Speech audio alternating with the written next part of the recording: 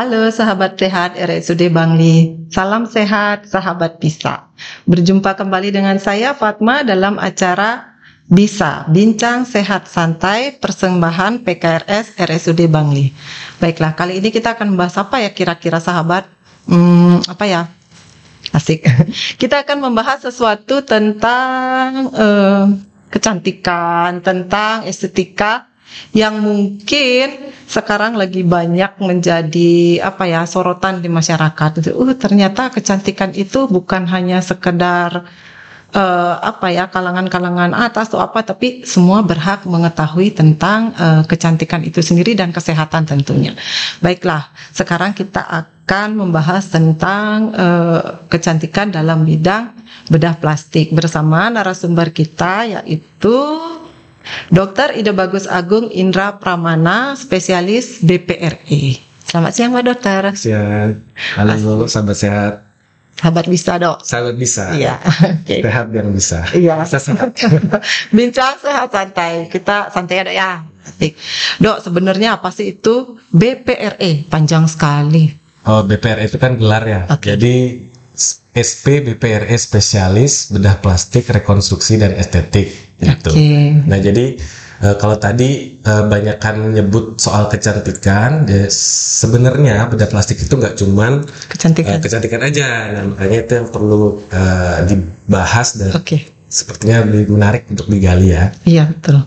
Ya jadi di bedah plastik sendiri saya spesialis bedah plastik di Rumah Sakit Umum Daerah Bangli itu menangani kasus-kasus seperti gelar tadi. Jadi ada rekonstruksi dan estetik.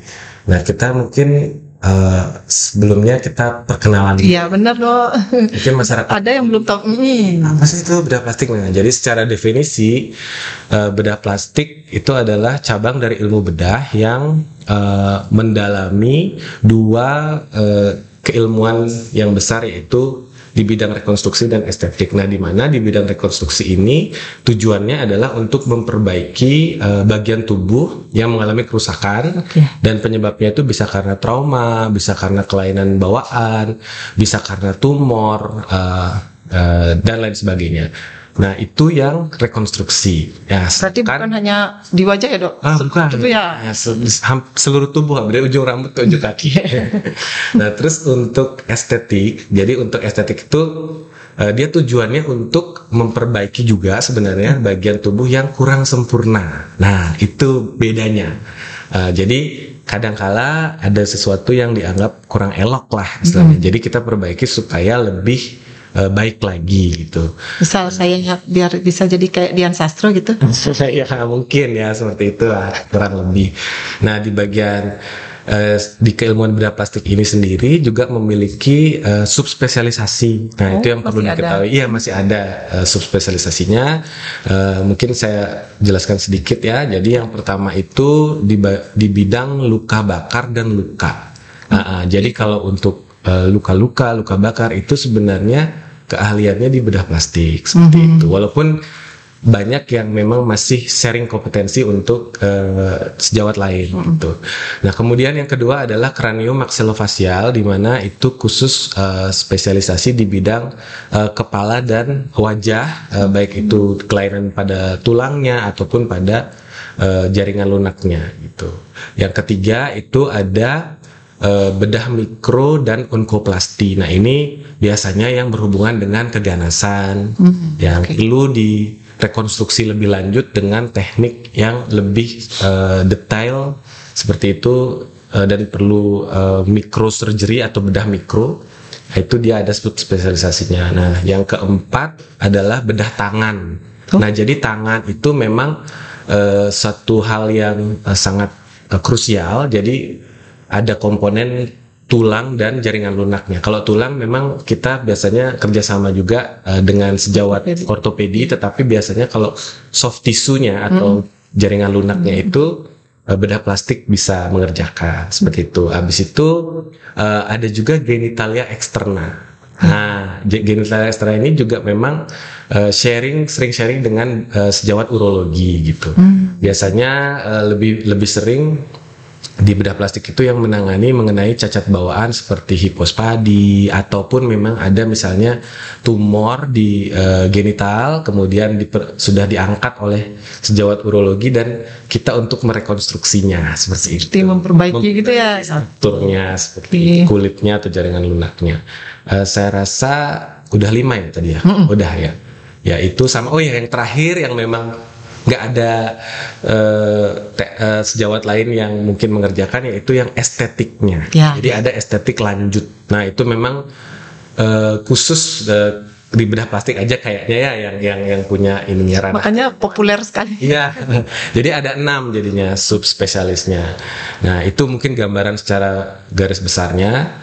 Kemudian untuk kasus-kasusnya apa aja sih biasanya ya gitu ya. Benar itu, Dok. Nah jadi kan tadi sudah saya jelaskan ada 2 cabang ilmu besar. Yang pertama yang rekonstruksi. Nah kalau rekonstruksi ini biasanya kasus-kasus yang berhubungan dengan trauma. Trauma itu dalam artian kayak kecelakaan, misalnya ada luka-luka di wajah, ada tulangnya patah di wajah. Jadi kalau patah tulang di wajah itu beda dengan yang di tubuh ya tulang besar. Jadi di wajah tuh spesifik dia. Nah itu bisa ditangani oleh dokter spesialis bedah plastik. Kemudian yang tadi juga kayak kasus-kasus luka, misalnya luka-luka mungkin kalau yang ringan semua juga bisa menangani. Tapi kalau lukanya sudah kompleks seperti luka yang kronis yang tidak bisa sembuh, kemudian luka bakar, luka bakarnya mungkin yang luas atau yang banyak komplikasi itu kami yang menangani seperti itu. Kemudian ada juga kelainan kongenital. Nah, kelainan kongenital misalnya yang paling sering adalah di wajah. Kalau yang orang awam mungkin mengenalnya bibir sumbing. Bibir sumbing atau langit-langit sumbing itu memang banyak juga sharing kompetensi dengan sejawat lain. Tetapi secara histori yang saya tahu yang awal mengerjakan adalah dari bagian bedah plastik. Ya, memang seiring perkembangan zaman, ilmu makin berkembang bisa dikerjakan oleh sejawat lain, tapi kami juga bisa mengerjakan. Karena sebenarnya kelainan kongenital yang di wajah itu tidak cuma permasalahan di bibir saja, kadang juga ada yang mempengaruhi tulang tengkorak gitu. Ya, tulang tengkorak wajah pada anak seperti itu. Nah itu juga ada teknik rekonstruksi khusus yang memang dikerjakan oleh dokter spesialis bedah plastik. Nah selain itu, selain di wajah ada juga di tangan tuh, makanya tadi ada subspesialis hand, kayak misalnya orang yang cacat bawaan tangannya dempet. Tangannya dempet itu harus dipisahkan, biasanya melibatkan tulang dan jaringan lunak. Itu dikerjakan oleh bedah plastik biasanya. Nah selain kelainan bawaan bisa juga karena keganasan. Contoh misalnya kasus keganasan pada kulit. Nah mungkin di sejawat lain kayak dokter kulit juga bisa. Tapi kalau memang dia luas, tumornya luas dan perlu diangkat, nah kan pasti akan ada defek atau kekurangan yang terjadi setelah pengangkatan. Nah kalau dia luas otomatis kan harus dikerjakan dengan teknik rekonstruksi seperti itu. Dan kadang rekonstruksinya tidak hanya yang simple tapi sampai yang kompleks sekali sehingga memerlukan jaringan tubuh lain untuk menutup. Nah itu yang tadi saya mention, ada subspesialisasi mikro dan onkoplastik itu. Jadi tekniknya microsurgery gitu. Jadi menggunakan mikroskop karena harus menyambung pembuluh darah dan lain sebagainya. Kecil-kecil soalnya. Nah terus itu kayak sebagian besar kalau untuk yang rekonstruksi secara garis besar. Nah yang menarik itu seperti yang tadi dibahas di awal adalah estetik atau kecantikan. Pasti itu yang lebih terkenal mungkin bedah plastik. Karena sekarang bukan hanya wanita yang aware tentang kecantikan. Betul sekali ya. Jadi juga sangat menarik sekali memang untuk dibahas. Jadi memang di Indonesia sendiri sepengetahuan saya masih agak tabu ya untuk masyarakat, terutama yang di pedalaman atau di pelosok itu, untuk sesuatu yang berhubungan dengan kecantikan atau estetika. Ya karena tadi ya mungkin ini pasti mahal nih gitu. Pertama dari segi biaya ya, kemudian juga dari segi adat istiadat juga kan, merasa tidak merasa umum jadi Nah, tapi seiring perkembangan teknologi, media sosial itu banyak menampilkan informasi mengenai bidang kecantikan, terutama bedah plastik yang estetiknya. Itu dari luar negeri misalnya dia lihat ada video-video before after, kayak mancungin hidung, mengencangkan wajah, nah, itu jadi orang semakin mengenal. Justru semenjak itulah jadi lebih melejit juga gitu di ilmu bedah plastik. Sebenarnya kita waktu pendidikan memang hampir sekitar 70-80% tuh pasien adalah yang rekonstruksi, jujur. Nah, yang sisanya yang 30%, 20%-nya itu baru yang estetika. Ya, tapi justru setelah tamat baru berhadapan langsung dengan masyarakat, nah justru ternyata demand-nya yang dipertanyakan adalah estetika gitu. Jadi mau nggak mau kita harus lebih baik lagi karena memang kompetensinya adalah di sana gitu.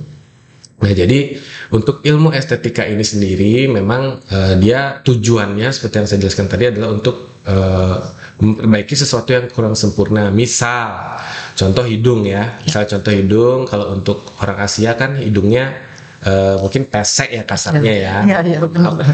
Jadi kadang kalau orang Asia pengennya hidungnya lebih mancung. Nah, sedangkan kalau untuk orang Kaukasia misalnya atau orang Barat, bule ya kasarnya, itu justru pengennya hidungnya lebih iya, karena mereka kadang kan hidungnya terlalu tinggi sekali, terlalu mancung sekali, dan itu kurang estetik menurut mereka. Ya, makanya di sanalah kuncinya. Jadi kesempurnaannya yang saya bilang tadi, memperbaiki sesuatu yang kurang sempurna. Nah, itu sebenarnya subjektif. Jadi kembali lagi ke kebutuhan dari si pasien. Nah, kalau yang Asia tadi hidungnya itu. Nah, itu tujuan untuk memperbaikinya itu adalah sesuai kebutuhan pasien. Walaupun memang ada beberapa indikasi medis. Indikasi medis. Contoh pada kasus misalnya payudara. Pada payudara ada beberapa orang yang setelah, mungkin agak sensitif ya, tapi zaman sekarang kayaknya sudah biasa ya, benar. Jadi ada misalnya ibu-ibu usia 40 atau 50 udah hamil, udah menyusui, anaknya 3 atau 4, jadinya kendur gitu payudaranya. Pasti seiring itu wajar fisiologis tubuh. Jadi payudara kendur malah mengganggu kenyamanannya, misalnya nyeri misalnya, atau mudah berkeringat sehingga lembab jadi gatal gitu. Nah, di bagian keilmuan bedah plastik itu ada untuk memperbaiki itu gitu. Jadi mengembalikan, mengencangkan kembali ke bentuk yang lebih proporsional. Nah, sehingga keluhan-keluhan tadi yang gatal, nyeri atau berat di payudara itu bisa berkurang dan pasien jadinya lebih nyaman. Jadi ada dua indikasinya. Indikasi yang pertama adalah indikasi ke pasiennya itu sendiri, subjektifnya, atau kedua memang ada indikasi medis gitu.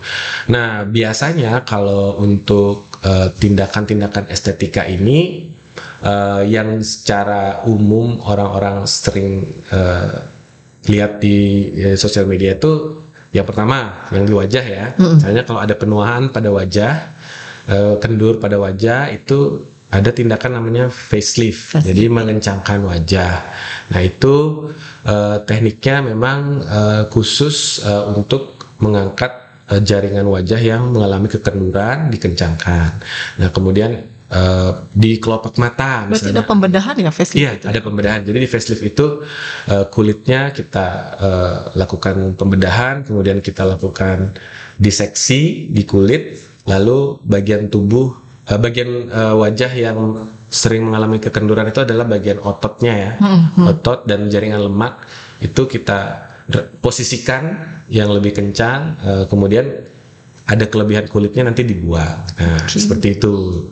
Kemudian yang paling sering juga ada di area seputaran mata, ya, mata itu kelopak mata kadang kalau sudah menua, dia akan paling cepat kelihatan. Iya, betul. Kelopak mata atas terutama, atau bawah Pak juga kan kendur, ada lemak berlebih, itu bisa dibuang jaringan berlebih itu dan dibikin jadinya lebih fresh Oke. nampaknya. Nah itu kalau di bagian wajah ya itu, terus hidung juga bisa. Jadi hidung yang tadi bisa bisa menambah tinggi atau bisa mengurangi ya. Nah kemudian itu yang paling umum sih. Kalau di wajah, bibir juga ada yang pengen lebih Ditebelin. tebal gitu. Bisa dengan fillernya bisa yang sintetis ataupun yang memang dari tubuh kita sendiri seperti dengan lemak gitu. Jadi fat graft istilahnya, ditambahkan lemak di bibir supaya lebih sempurna lagi gitu. Kemudian itu di wajah, kemudian ada yang di bagian tubuh. Misalnya di lengan itu ada kelebihan lambir, bisa di lift atau diangkat, kencengin gitu di lengan. Kemudian ke bawah lagi payudara ya, itu bisa tadi saya sudah mention bisa dikurangi ukurannya ataupun ditambah misalnya dengan augmentasi, dengan implan gitu. Kemudian turun ke bawah perut. Nah perut ini juga kasusnya juga lumayan sering bergelambir perutnya, itu biasanya kita lakukan abdominoplasti atau istilahnya yang lebih terkenal tuh tummy tuck. Ya, jadi jaringan kulit berlebihnya, jaringan lemaknya dibuang, kemudian ototnya dikencangkan, lalu ditutup gitu. Jadi dia lebih flat perutnya. Itu biasanya banyak kasus yang post ST ya dok ya? Iya betul, terutama yang memang sudah hamil lebih dari 2. Biasanya terjadi peregangan pada otot perut, kemudian lemak berlebih dan memang kulitnya bergelambir. Nah, walaupun memang dia ada grade-nya gitu, jadi nggak semua indikasi di operasi. Kita bisa sesuaikan dengan kebutuhan pasien. Kadang yang memang masih belum terlalu besar, gitu masih bisa kita coba dengan diet, olahraga seperti itu. Tapi kalau memang problemnya sudah severe atau sudah lumayan parah, memang olahraga kadang nggak cukup kan, apalagi dia ada gangguan seperti tadi, dia gatal karena di sana kan lembab tuh, lipatan kulitnya dia gatal, terus udah sulit untuk bergerak gitu, bisa dibantu dengan tindakan pembedahan. Nah, kemudian ke bawah lagi, nah itu di bawah juga memang kayak paha gitu ya. Nah, dan yang lagi ngehit sekarang itu liposuction. Nah liposuction itu dia lebih minimal invasif lah istilahnya. Jadi beberapa di part tubuh kita misalnya ada yang lemak berlebih, itu kalau pasien misalnya belum terlalu berani untuk operasi yang dibedah, biasanya cukup dengan liposuction sedot lemak karena itu lebih minimal dia. Jadi kayak cuman disedot aja gitu, ada torehannya sedikit. Nah, tapi memang tidak bisa memperbaiki semasif dengan tindakan operasi. Jadi kadang kita juga kombinasi bisa kalau sudah parah. Nah itu ya kalau sebagian besar mungkin itu kalau untuk tindakan estetik ya. Ya mungkin pertanyaan dari teman-teman. Biasanya ini toh, maaf saya potong. Mereka akan bertanya, itu tercover BPJS nggak? Ya itu makanya. Jadi ya betul. Nah kalau untuk tindakan-tindakan yang berhubungan dengan estetika, memang BPJS tidak mengcover ya, karena dia punya syarat dan ketentuan sendiri.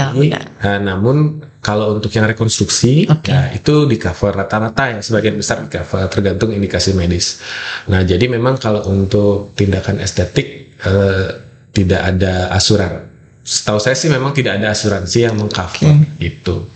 Belum saat ini. Mungkin nanti kedepannya akan ada program-program dari asuransi. Karena biasanya kalau sudah banyak peminatnya kan biasanya menang. Iya betul sekali.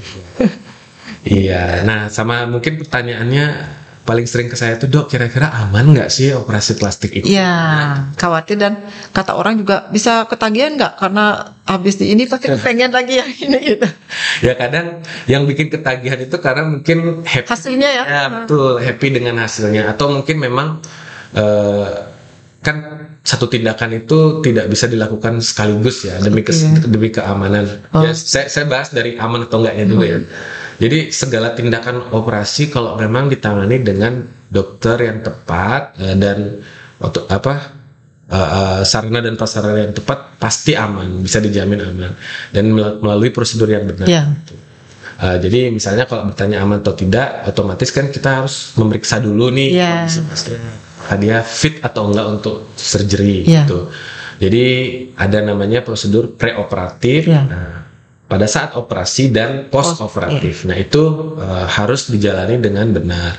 Nah, kalau memang ada kelainan, mungkin pasien ada penyakit lain yang memang membahayakan untuk operasi, otomatis ya kita tidak sarankan. Gitu. Jadi nggak ujuk-ujuk, yuk operasi gitu, nggak gitu. Jadi tenang aja, pasti aman. Jadi kalau memang aman dan tidak ada kontraindikasi, pasti dilakukan operasi. Tapi kalau misalnya pasien ada penyakit lain yang memang harus ditangani dulu, yaitu yang kita utamakan. Itu pertama. Kemudian mengenai tindakannya itu sendiri, ya kita memang setiap tindakan sekecil apapun itu pasti ada resikonya, ada komplikasinya juga pasti ada. Nah, tetapi dengan prosedur yang tepat dan dokter yang berkompetensi di bidang itu, saya yakin resiko dan komplikasi bisa diminimalisir gitu. Jadi nggak perlu khawatir. Kalaupun ada komplikasi yang terjadi, pasti ada penanganan dari komplikasinya yang memang bisa ditangani oleh dokter yang berkompeten. Gitu. Jadi makanya saya kadang sangat miris, beberapa kasus saya juga pernah dapat, mungkin dia operasi gitu, dioperasi oleh dokter yang memang ternyata bukan di spesialisnya, ya bukan di spesialisasi itu, mungkin ataupun bahkan bukan di kompetensi itu. Gitu. Jadi tergiur dengan marketing, ya murah atau apa? Ya, tarif itu termasuk ya. Kalau saya rasa di Indonesia mungkin tidak terlalu, ya mungkin banyak kan yang dari luar ya, dari luar negeri, mungkin mereka kan beda ya. Ini saya juga kurang tahu. Datang ternyata dengan komplikasi gitu. Ya itu perlu kita ekstra sih ya penanganannya. Makanya sangat disayangkan. Jadi kalau bisa, misalnya memang tertarik untuk melakukan tindakan bedah plastik, pastikan dokternya adalah dokter yang memang spesialisnya. Kita bisa tahu ada di website KKI ya, pasti terdaftar ini dokternya benar nggak sih bedah plastik tuh? Iya benar. Asalnya cuma ngaku-ngaku gitu. Ya seperti itu sih. Karena banyak kasus kayaknya dok ya yang beredar masalah estetika, tergiur harga murah. Tentunya kayak berita terakhir itu kayak ternyata bahkan bukan dokter yang mengerjakan. Iya. Itu makanya hati-hati sekali dalam memilih dokter terutama, dan pastikan memang itu dokter yang berkompeten di bidangnya untuk menghindari hal-hal yang tidak diinginkan. Gitu. Mungkin kalau dari saya itu ada tambahan? Ada. Saya tanya. Tadi kan masalah rekonstruksi kayaknya untuk yang bibir sumbing tidak ya? Iya. Itu biasanya ada batasan usia anak nggak dok? Oh iya. Biasanya anak-anak nih karena kelainan genital. Ya betul. Jadi untuk indikasi operasi sendiri supaya aman itu ada syaratnya. Ya kalau untuk bibir sumbing, di kasus bibir sumbing ini umurnya itu minimal 3 bulan. Ya 3 bulan, anak setelah umur 3 bulan. Kemudian terkait juga dengan berat badan. Ya berat badannya minimal kurang lebih 5 kilo lah, 5 kilo setelah 5 kilo. Jadi biasanya kalau bibir sumbing itu kan dia kelainannya itu nggak cuma bibir sumbing aja, kadang nyambung juga ke langit-langitnya. Ya. Jadi bibir sumbing, gusi, dan langit-langit itu biasanya jadi satu dia. Nah itu ada tahapan operasinya. Jadi tahap pertama itu bibirnya dulu. Kenapa bibir dulu? Karena kan dia memang yang paling di depan di luar ya.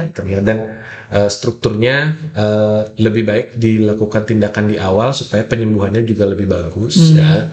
Dan setelah itu biasanya umur setahun baru kita lakukan langit-langitnya. Oh sisanya. Lumayan ya jaraknya. Lumayan jaraknya. Kenapa langit-langit agak lama? Karena pada saat operasi langit-langit itu resiko untuk asupan nutrisi post operasinya itu akan terganggu. Jadi perlu umur yang lebih dewasa, lebih besar lagi ya, dengan berat yang lebih tinggi supaya nanti post opnya kalau seandainya dia nggak bisa makan beberapa hari itu masih aman. Gitu. Dan kemudian berhubungan juga dengan fungsi bicara. Di usia itulah mekanisme untuk bicara anak itu mulai terbentuk. Jadi kalau bisa jangan lewat dari umur itu, karena nanti dia akan terekam suara sengau gitu. Ya. Untuk latihan berbicaranya ya. Nah itu kan batas usia anak. Nah untuk batas usia yang lanjut untuk melakukan bedah plastik itu ada batasannya nggak dok? Misalkan umur 70-80? Nah ya, jadi kembali lagi kalau untuk kebutuhan operasinya, misalnya kalau operasinya itu berhubungan dengan sesuatu yang emergensi seperti kasus trauma, itu sebenarnya tidak ada masalah sih ya, tergantung indikasi. Jadi misalnya pasien kecelakaan, kalau dia umur tua tapi memang memerlukan tindakan operasi, ya kita lakukan operasi dengan pre-op dulu. Jadi di pre-op dulu, diperiksa lengkap untuk laboratorium gitu, baru ACC atau tidak untuk operasi. Nah, tetapi kalau untuk tindakan yang estetik, yang tidak emergensi, nah biasanya kan memang di umur-umur lanjut itu akan banyak masalah lain benar. Yang berhubungan dengan hemodinamik. Jadi kembali lagi kita harus lakukan preoperatif yang baik. Kalau memang tidak ada masalah, ya tidak apa-apa, sesuai indikasi. Oh, berarti batasan umurnya bukan masalah ya, Dok ya? Kembali ke kondisi pasien. Oke, ini pertanyaan lagi, Dok. Hasil bedah plastik itu permanen nggak? Ya, itu juga menarik ya pertanyaannya. Di beberapa kasus memang, sebagai contoh, kalau ada pasien yang pengen facelift, contoh mengencangkan wajah, tapi sebenarnya umurnya masih muda gitu. Jadi dia cuman pengen aja agak kenceng dikit gitu kan. Kadang ada manusia namanya nggak pernah puas sih. Nah, kalau di umur muda memang otomatis nanti setelah dia tua kan bertambah terus usia, pasti struktur wajah itu akan berubah lagi. Itu pasti akan mengikuti umur gitu. Jadi pasti akan turun lagi, kendur lagi gitu. Makanya kalau ada pasien yang di usia muda, saya sih nggak sarankan. Jadi mending sekalian nanti pas tua aja gitu. Karena muda masih oke kan? Iya, betul gitu. Nah, kalau di umur tua ya memang sesuai indikasinya, karena penuaan ya biasanya sih hasilnya jauh lebih jangka panjang gitu. Walaupun mungkin kalau misal contoh di umur 50-an ya, 50 60 mungkin setelah 15 tahun gitu kan pasti akan ada perubahan lagi kan.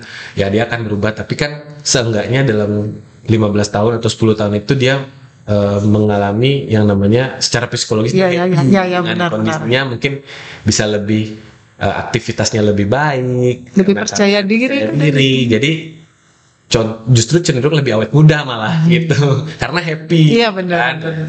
Baik itu pun di daerah tubuh lain, misalnya di payudara pun sama seperti itu, atau di perut pun sama gitu. Jadi kalau memang dia datangnya di umur-umur yang memang tua, yang berindikasi, ya biasanya akan lebih bertahan ya dibanding yang muda, karena yang muda kan seiring perkembangan usia dia akan kendur lagi. Kecuali mungkin di hidung ya, Dok ya? Ya kalau hidung pun, kalau hidung ini sama juga. Jadi gini. Sama? Ya sebenarnya semua sama, hampir sama.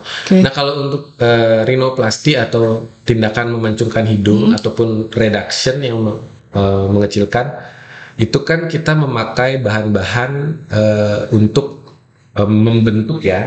Bahan-bahannya itu bisa di luar dari tubuh sendiri, atau implan bisa kita sebut implan. Atau yang dari tubuh, berasal dari tubuhnya sendiri, itu bisa dengan tulang rawan. Nah, kalau dengan implan, karena dia benda asing, jadi resikonya adalah resiko ditolak oleh tubuh. Ya ada resiko reaksi penolakan lah gitu.